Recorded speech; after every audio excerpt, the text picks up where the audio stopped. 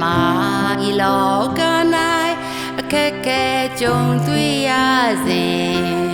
ကိုယ်တော်ကိုမျှော်ကြည့်၍အာယူနိုင်ဖို့ရာတခင်ယေရှုလို့ဟေအော်ခေါ်လိုက်တော့ခါစိတ်နှလုံးငြိမ်းချမ်းခြင်းတွေကိုရလာ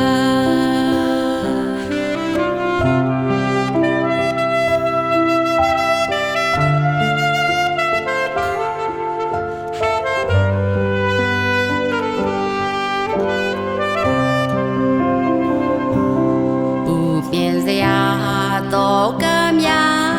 လွန်တော်ကဘာကြီးတွေမှာကိုတော်ကိုအားကိုပြီးရှေ့ဆက်ရလာမှာတခင်ရဲ့ကျေးဇူးတရားတည်ရှိလာတော့ကပျော်ရွှင်ခြင်းဝမ်းမြောက်စိတ်တွေကိုရလာ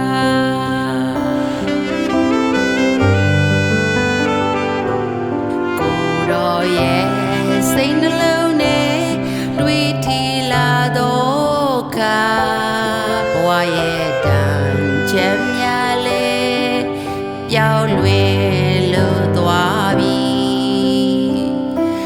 ရှင်လင်းလာတော့စိတ်နဲ့ဘဝကိုရှိစက်ကတခင်ရဲ့လူတော်တိုင်းလိုက်ရှောင်နိုင်ပြီ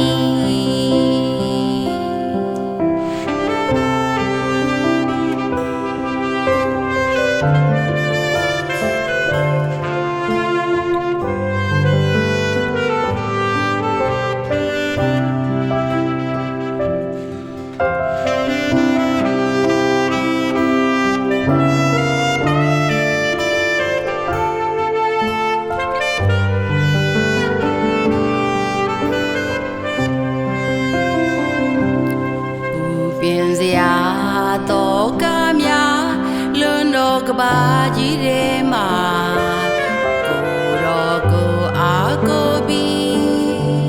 ရှေ့ဆက်ရလာမှာသခင်ရဲ့ကျေးဇူးတရားတည်ရှိလာတော့ကပျော်ရွှင်ခြင်းဝမ်းမြောက်စိတ်တွေ